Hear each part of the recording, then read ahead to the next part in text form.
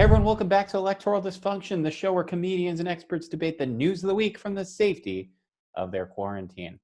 I'm your host, Tom Brennan, and welcome to another Electoral Dysfunction Summer Vacation Spectacular. What does that mean? That means we didn't work as hard this week as we could have. So this week you're going to see some of our favorite friends and characters and guests doing what they do best. But before we get to that, we're going to do a quick recap of the news of the week with a few of our favorite panelists. So Ned Thorne, star wipe me to the panel. Join me in welcoming this week's summer vacation panel. First up, very funny comedian, part of the team called the Layoff Kids. Find them on Instagram at Layoff Kids. James Heskey is back. Hey, James, how are you? Terrible as usual, but it's great to be here. It's good to have you back. She is the host of the Revolution podcast, which just launched. Find it wherever you steal your podcasts. Kate Moran is back. Hey, Kate, how are you? Hi, good to be here. Keeping cool, hanging in there. And so say we all. And editorial columnist for the New York Daily News, my buddy, my pal, my lifelong chum, Robert George. Robert, how are you, my friend? I'm doing well, Tom. Great to be here. Thank you very much. It's good to have you all. Let's do this. Let's focus up, Tom. All right. So the Democratic National Convention wrapped up this week. First of all, I think I found very interesting about this year's Democrats is everything was done remote and all those like sort of pre-prepared packages and Zoom stuff and all that. And I was thinking to myself watching it, Brian Williams, after one of the nights, said in a sort of like joking tone, like, oh, it's a Zoom convention. And I thought to myself, it reminded me of the early days of the pandemic, because the pandemic hit and really enforced in New York in the spring and right before Easter and Passover. And I remember everyone being like, a Zoom Seder. And at the time, you could be kind of jovial about that. And I remember being like, yeah, that is kind of fun and funny. But I had no patience for them being like, oh, a Zoom convention 6 months into this. Because I was like, yeah, of course it's a Zoom convention, because they'll all die otherwise.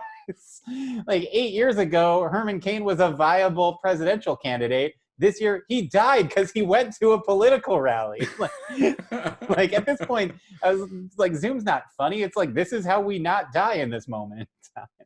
That was all I was thinking during the Democratic convention, which I actually didn't watch most of. I watched the Obamas, both of their speeches. I watched Harris and Biden's speeches, but I spent most of the rest of it. I got too anxious because I work in digital stuff and I produce digital events. And I got so nervous for everyone involved. I was like, I convinced myself that if I didn't watch, nothing would go wrong. And seems like it didn't go wrong, which I was very surprised. That was, to me, it's like there were little glitches here and there, but I was just, first of all, the Democrats ran it. So I was like, of course, something's going to go wrong. Like, we're going to accidentally not nominate anyone, but authorize war in the Sudan or something by the end of it on a rider. But it went very well, right? I was impressed, and there were a lot of actually, like, I went back and rewatched stuff after the fact, some very truly moving stuff in it. So thoughts on this year's digital Democratic convention? They missed out on Milwaukee, as I call it. Well, I'm going to go out on a limb here, Tom, and you know me, I'm usually pretty temperamentally conservative on these kind of things, but I'm going to go out and say this week was the beginning of the end of the Donald Trump administration. Oh my goodness. A bold proclamation that Robert George first made back in August of 2015. I'm looking for a knife to slit my wrist. Hang on. These kind of things. Use the gun that's faster. I'm pretty confident on these. No, I'm good. Let's get serious. It was a good. Why? Was that a threat? It was a good. It was a pretty good convention. Given, I know they were using the phrase unconventional convention because it's actually fairly conventional, except for where they were based. Necessity is the mother of invention, as they say. We'll get to the speeches in a minute. The most brilliant thing that came out of this, and it's something that I'm sure that future conventions will follow. Was the roll call. It was absolutely fantastic. It's in the traditional conventions. It's like the corniest hour and however long it takes, where you've got the Sometimes people. it takes like 4 to 5 hours for them to do. Right. And they like And- started at like 11 at night some years. Well, exactly. Like South exactly. Dakota's at 3 a.m. and they're just like, yeah. But because you're doing clips in all 57 states and territories, everybody was told that you have to say what you have to say in 30 to 45 seconds, and you got to put on your nice clothing if you're the Marianas Islands, and you get to say screwed. Bring your appetizer. You get to say screwed if you're Ohio, and you get to advertise calamari if you're Rhode Island. I thought it was impressive that Florida showed up pantsless. I thought that was a real twist for live television. Just pantsless, high on bath salts. Yeah. I mean, look, Hey, that man is a mayor, sir. Florida's got a Florida. What are you gonna do? But no, seriously, that was absolutely brilliant, and I think really that's saw the country. And that is something that I think that we'll see more of in the years ahead. Yeah, next week at the Republican convention, there'll be like a shot of Skeletor at Snake Mountain and Mephisto reigning in hell. Kevin Spacey, wherever he is right now. Kids in cages along the border. Yeah. One of the political reporters was saying that Donald John Trump, who I believe Tom did not mention this at the top of the show. He is currently the president as of this filming. Exactly, and he apparently was watching every single night because he watches TV. What are you going to do? Sure, yeah. He's like us. And what else is he going to do? He's calling down to North Carolina and wherever else that the RNC is going to be held. Well, also his White House. So I guess he's yelling at people down the hallway. And he said, "Oh, I want this in. Oh, and then, we're going to do this. We got to do that." So goodness knows they are editing on the fly at the RNC. Yep. Yeah. But they gotta get some of those deep fake videos set up. They gotta, my favorite thing is going to be, what are they going to do to match the emotional moment of the boy, the young boy that had the stutter, which was a great emotional moment. And they're going to try to match that emotional moment with Trump. And I cannot wait to figure out what it is. What boy brings it's going to be like Eric. And it's not gonna work.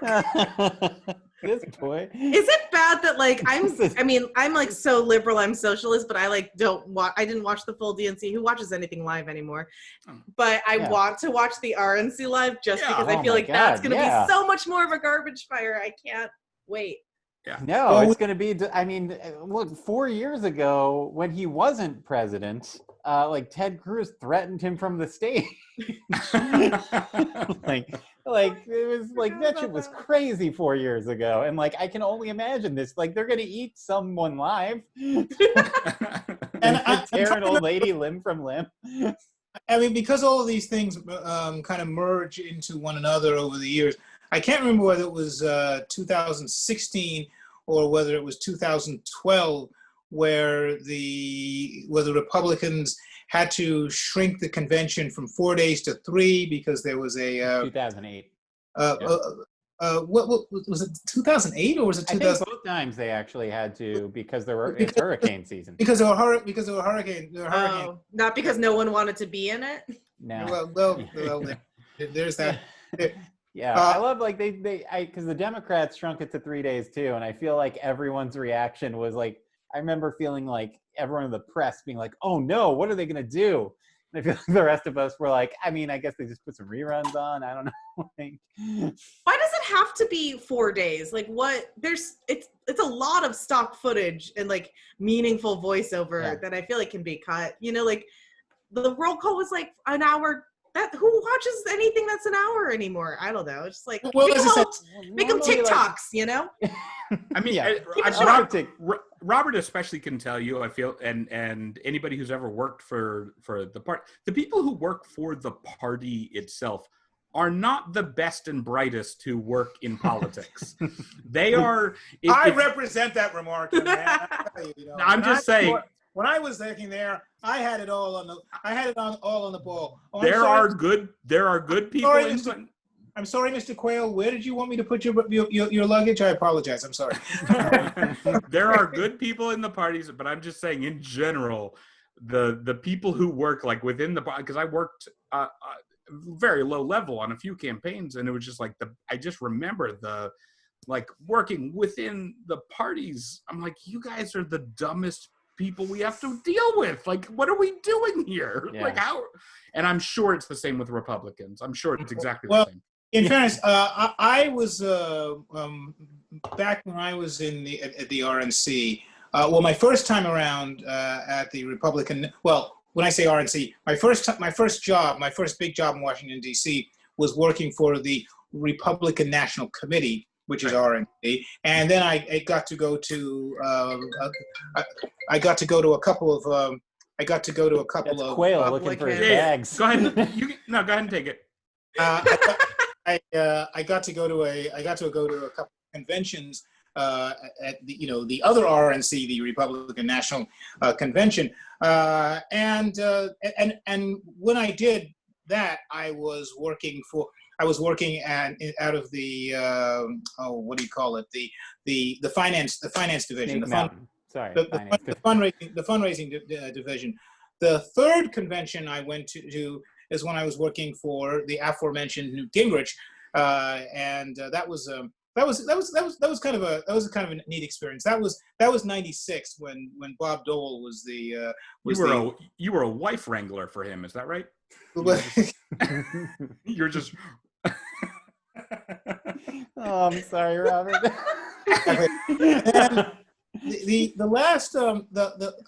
The last Republican convention I went to, if memory serves me correctly, was 2000, and that was in Philadelphia. That was Philadelphia, and the high point of that was having Al Franken come up to me and scream and yell at me because the New York Post had written something in page 6 that he got upset with, and because I was working on the New York Post editorial board, he felt I was a perfect person to start screaming and yelling at in the middle of Philadelphia. So, that could have been anyone in Philadelphia just screaming and yelling at you in the middle of the street. I mean, that's the risk you take. Look, all due respect to Philly, like a lot of racists in that city. You walk down a street in that town, a white guy's going to start yelling at you. Yeah. You're ruining this town. Get out of here. It was a lot better before you got here.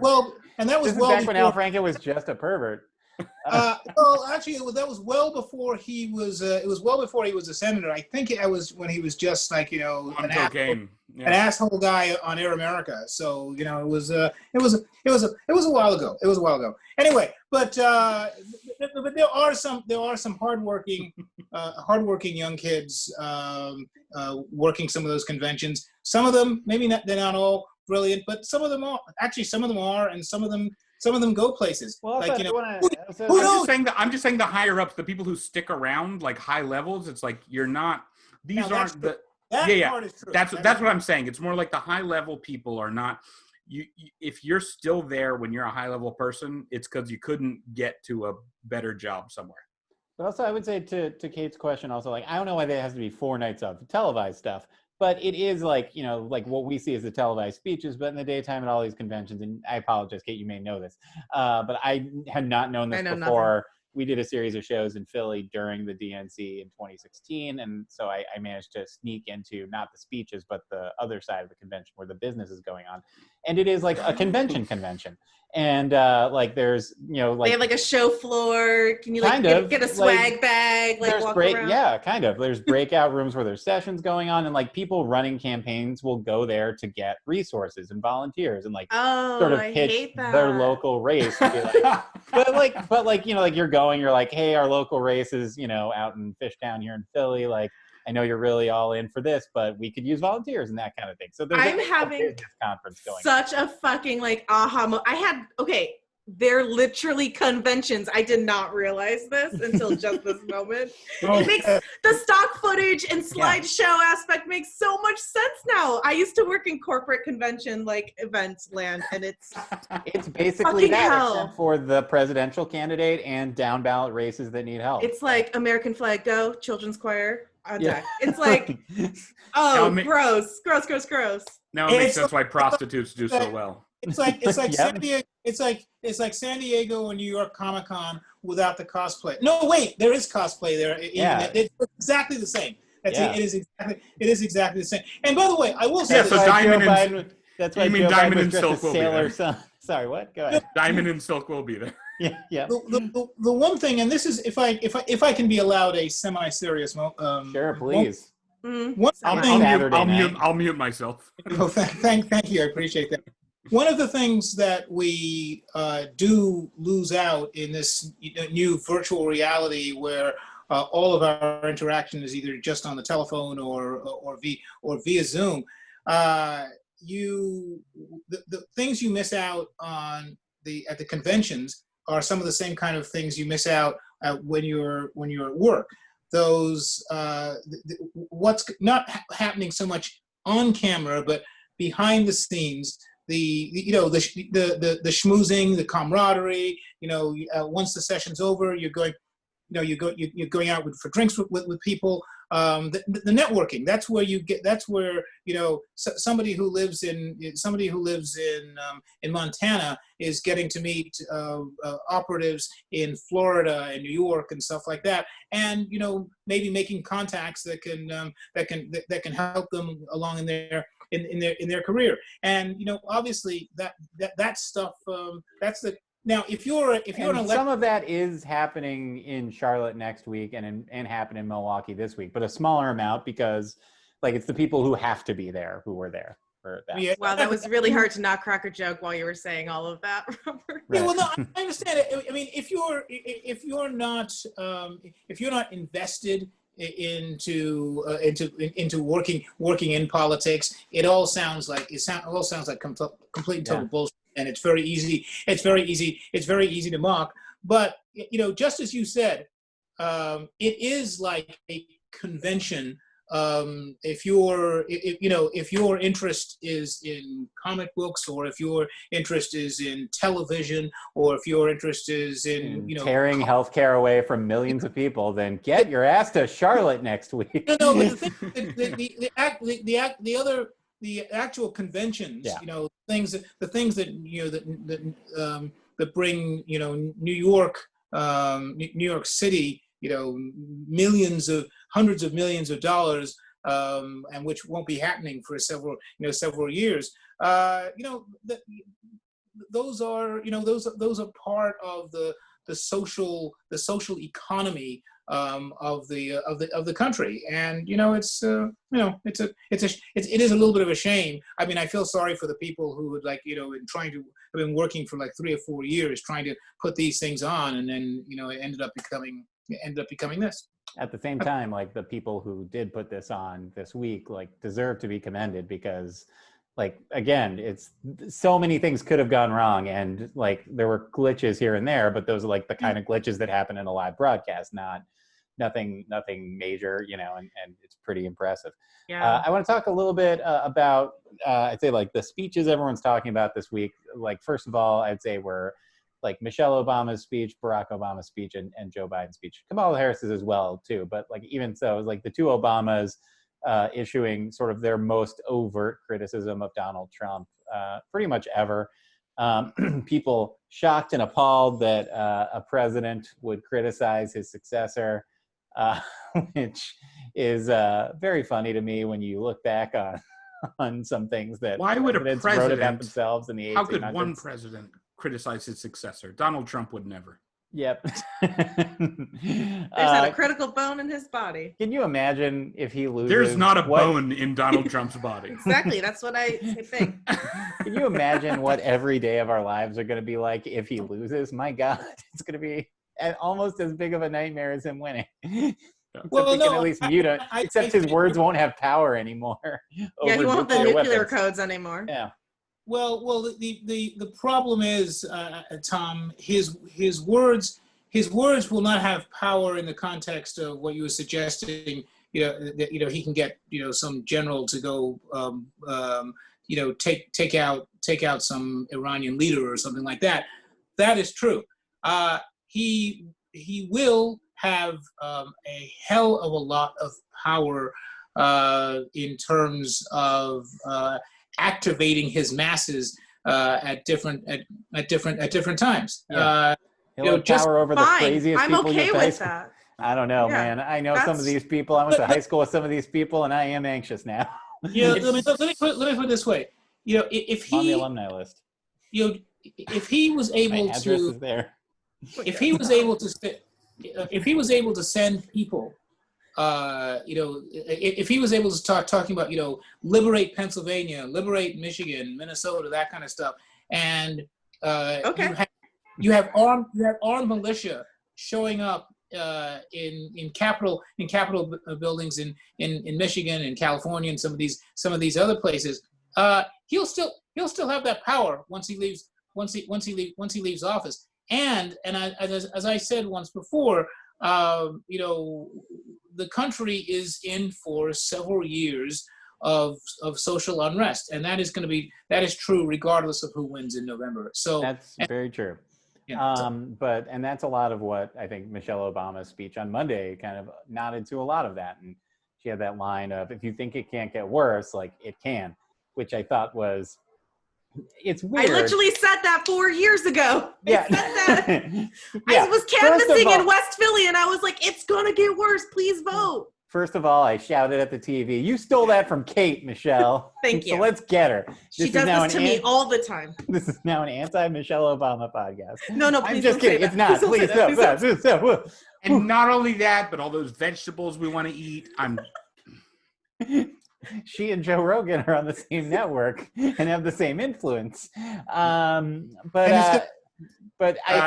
let's talk about, speaking of Joe Rogan, let's talk about taking peyote in the desert. Which again, I can't believe that Florida did that during the roll call, but here we are. It wasn't even the desert. It was just their buddy Dell's backyard. But Michelle Obama's speech is pretty blistering. And perhaps my favorite thing to come out of that speech was when Donald Trump pushed back the next day by saying she must have pre-recorded this because the death count on COVID was lower, which to me is like, I can't believe that happened. Like, he was like, that's Donald Trump. I mean, that is so Donald Trump that he has to own the moment so much that it has to be a cell phone. You said, you said 150,000 when in fact it's 170,000 dead. Ha ha! Hey, idiot! I've killed 20,000 more than you said. Boom! Roasted. You said it. You said I weigh 250. I weigh 270. Wrong again. I have a hot take about mentally deranged now. Okay, go ahead. You may weigh 270, but that's your magic electoral college number. So there you go. Very nice, Kate. Please redeem what just happened. No, I'm just gonna say I have a slightly hot take on these speeches that I only watch part of. I went to Donald Trump Twitter, which I do have blocked, but I clicked view tweets just to see what his live reactions were. And he retweeted someone saying that the DNC speeches consisted a lot of anti-Trump rhetoric, but not enough about actual policy and like what they actually plan to change. And I'm not saying that I agree with Trump or his Twitter, but honestly, to your point of like that he has this power to incite this kind of silent majority, the masses that are going to like storm cities with their guns, or threatening to, at least right now. To that point, I would say that was something that was a little disappointing to me. I felt like there was a lot of anti-Trump rhetoric. Yeah, we know, like we get, like we see this every fucking day. Like we all talk about this every day. I think it could have been a really good platform where a lot of the public was watching to talk about, here's how we're going to make things better. Here's how we're actually going to change things and help you poor person who has to take out a mortgage for your cancer payments or whatever. Like, and make things better. Because if you just go on about how much Trump sucks, you're just going to incite his masses more, and you're just going to make people close their ears more and say, oh, well, see, they just hate Trump. That's all that they stand for. I agree, but it's at this point, the Biden campaign and the idea of Joe Biden and just the fact that he is the candidate is all in on the idea of we're going with an emotional appeal. Is that enough, though? Is that enough? No, I agree. That's why I wasn't for him. That's why I didn't want him. I wanted somebody else, because my problem with Joe Biden is if we need somebody to win the election, he can't win it himself. He's not going to be able to do it. The policies aren't there. I don't think he's sharp enough to do it anymore. I was in the Sanders Warren camp. That's who I was for. And I thought those guys could win it with their policies and with their sort of energized base. And I thought that plans. and Sanders has the sort of like a very strong policies. I mean, all of the policies are there, but it's like, and you could win. I feel like you could win people over with that. If it weren't, but Biden is just an emotional appeal, and that's it. And we are all in on an emotional appeal. That's it. I'll push back a little bit, and you both of you guys make a couple of good points, because the Democrats kind of, I won't say that fell into the trap, but they did go into the same area that they were in 2016, where the main message was, are you really going to elect this crazy lunatic when you have over here somebody who like knows the issues and has been around and then, you know, America did what America did. Yeah, we're Mountain Dew Nation. You dare us to do something, we're gonna do it. We're gonna do it. And people did hate Hillary more than they hate Biden, and they're sexist, and there's things with that. But yeah, a key point here. Well, there's two things. It's not necessarily an emotional appeal when you point out, and I think this was mentioned a few times at the DNC, that Donald Trump, unlike 2016, he's got a record, and that record is 170,000 dead. Blowing up global alliances. Having his best friend in Russia take out bounties on U.S.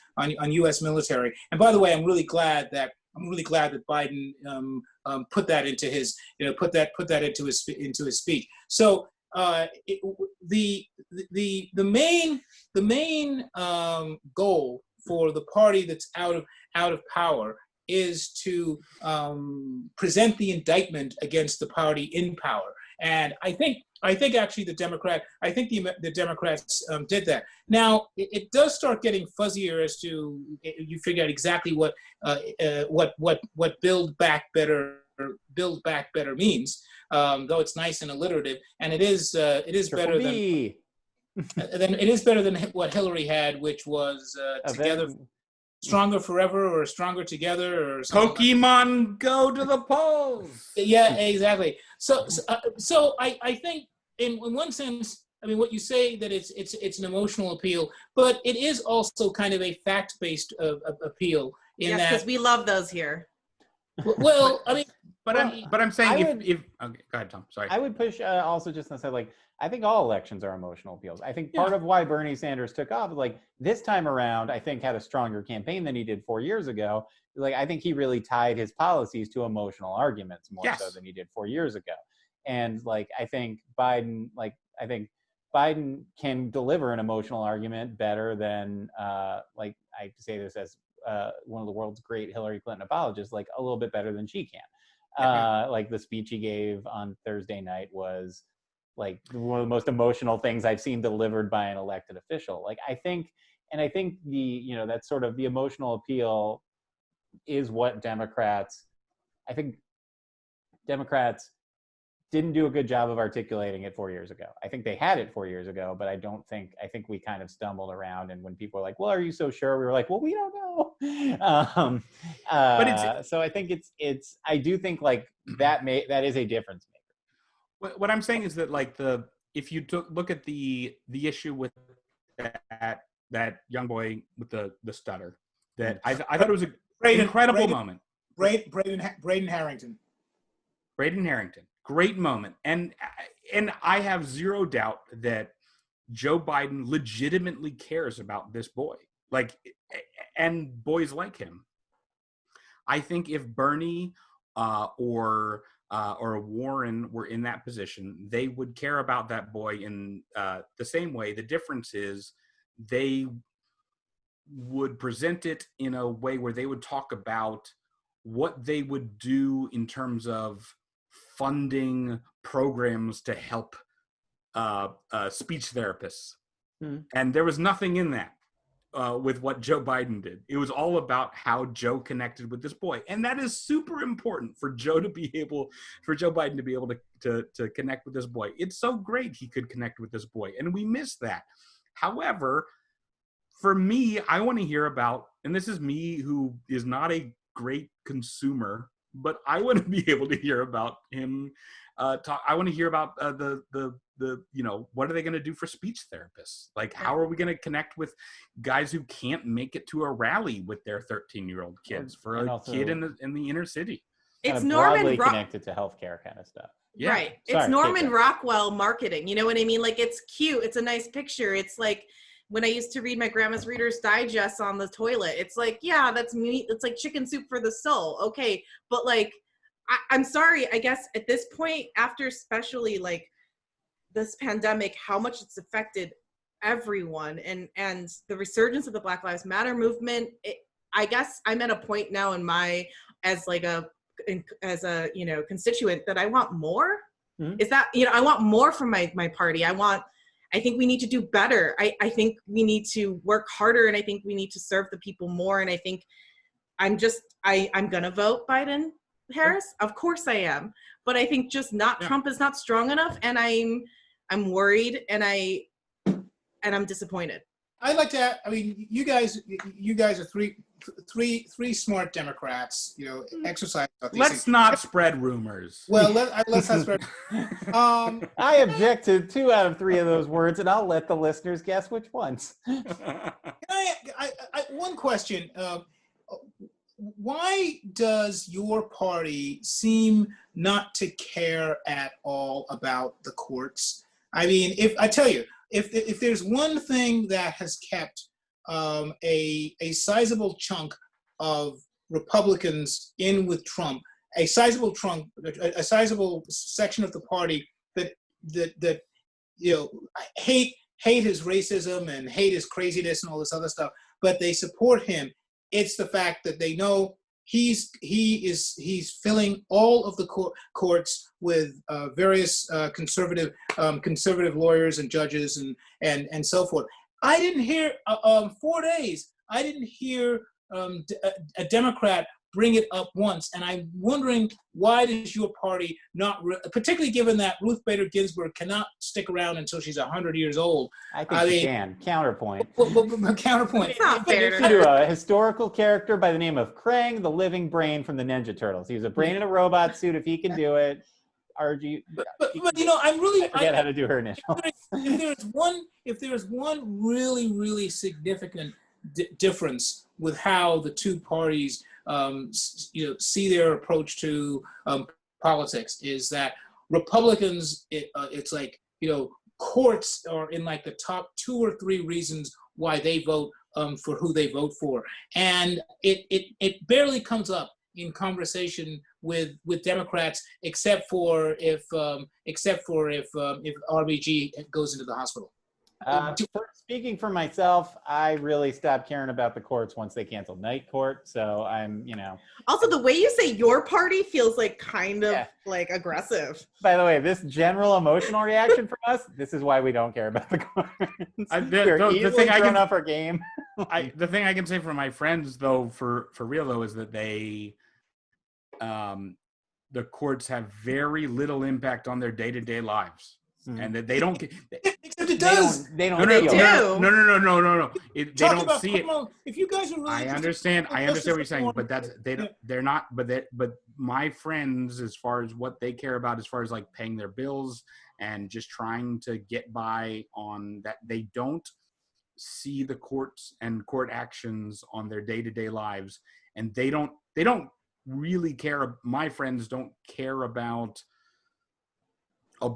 abortion in the same way that Republicans do. I mean, obviously they want most of my friends want abortion to be mandatory. They want every single pregnancy to be terminated. But other than that, too many people. Yeah. Other than that, they, they're not just going to go ahead creating people who can take my job one day. Forget that. Right. But they're just thinking about other stuff. The issue is more along the lines of like, I want to make more money at my job. I want that's more like where.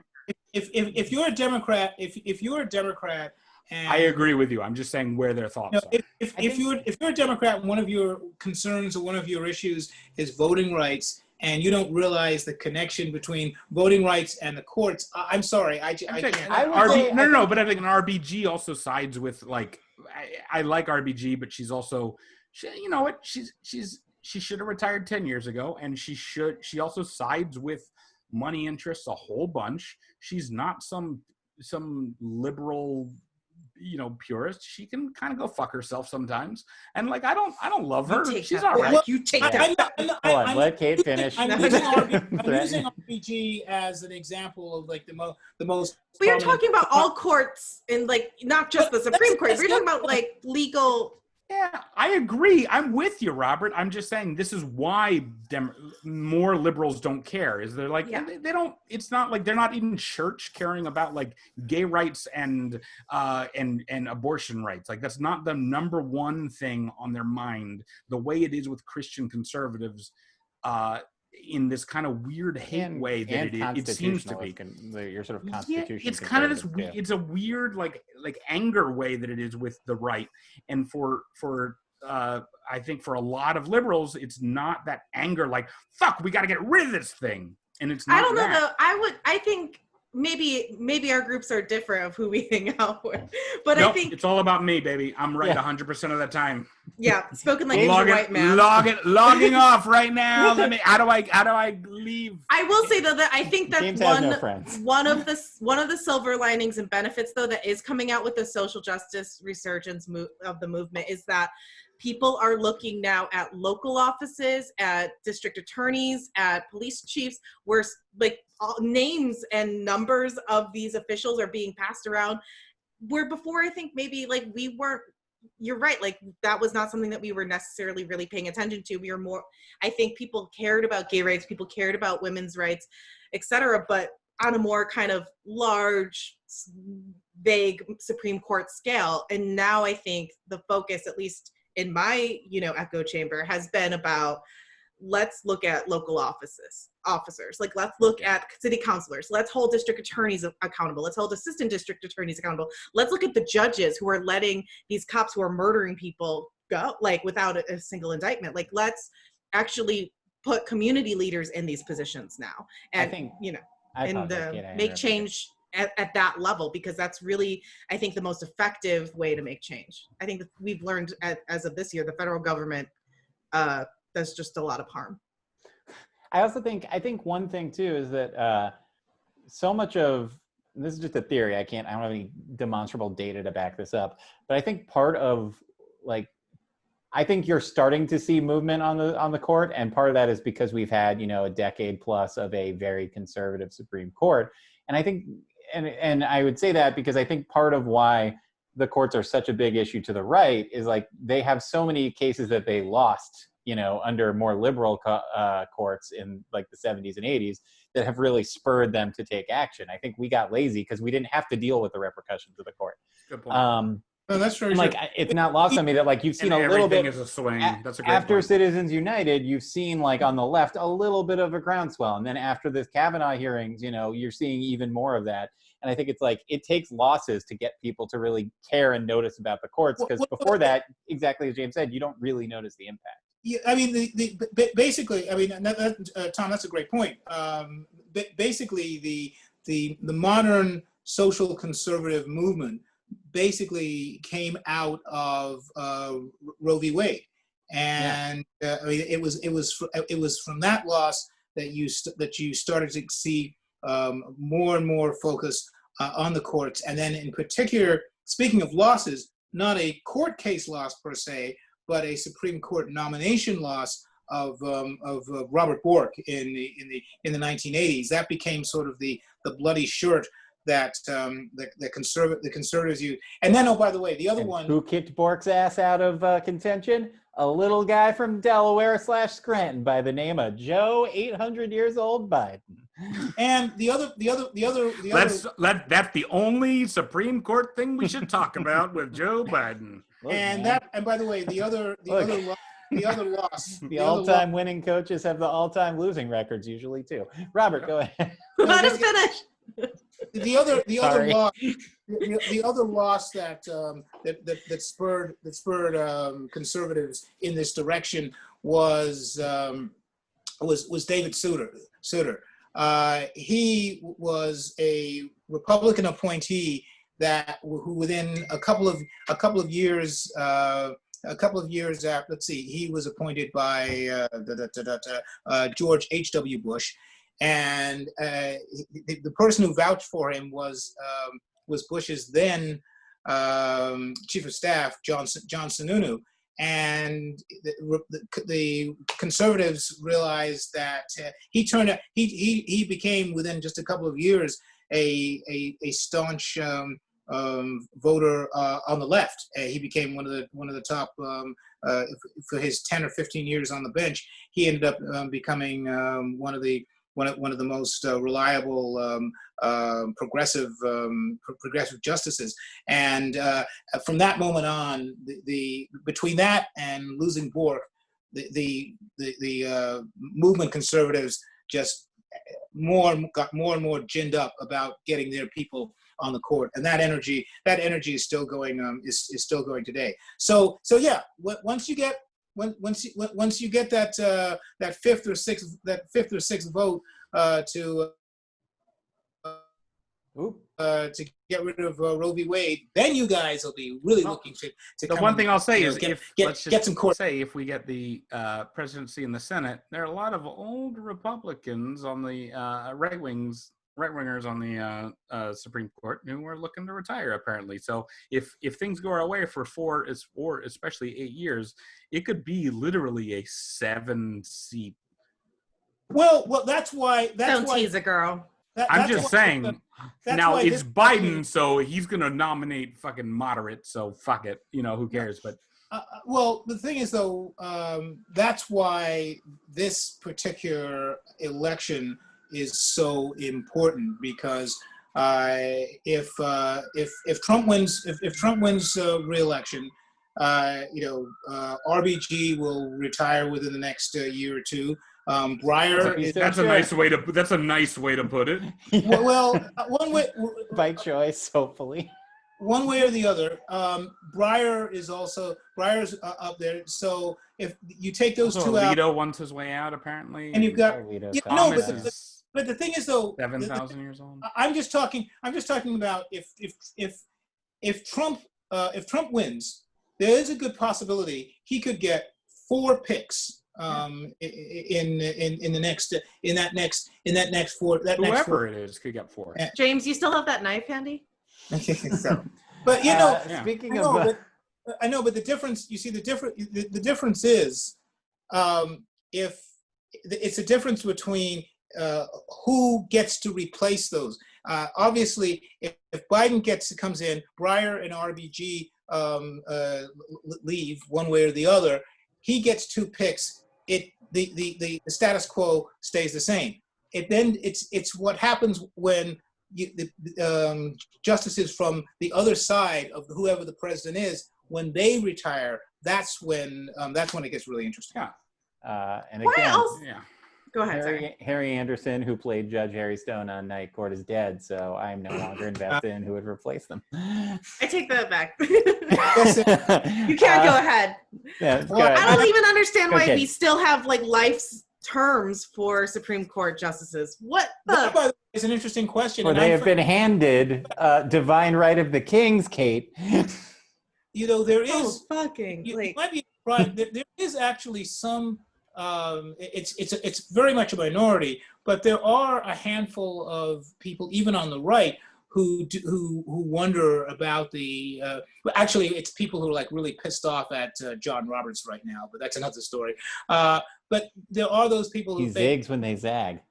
that one of the reforms that you're not going to get a full bipartisan support on it, but you might get some interesting buy-in on both sides for those who say, you know, let's make it 18 years or something like that, you know, but not a lifetime appointment. And then there would have to be negotiation as to whether you want to say I'm for it, and I think you should be executed at the end of those 18 years, like immediately. And No then matter you what do. you've done. Years, No matter you just what. get put on a conveyor belt right into a fire. You're just constantly like, I think we Like- should extend this case. Yeah. It Have you doesn't decided matter. on your 18 last years. ruling No. yet? Like No. No. It's down to the minute. It doesn't matter what's It happening. doesn't matter. You're in the Yes, middle. the conveyor I belt. abhor this. Your in the chair middle. dumps you. That's what happens. It's like a like a a- late night show. It just dumps you into a Trapdoor. fire. Well, I think the it's most just- important thing is.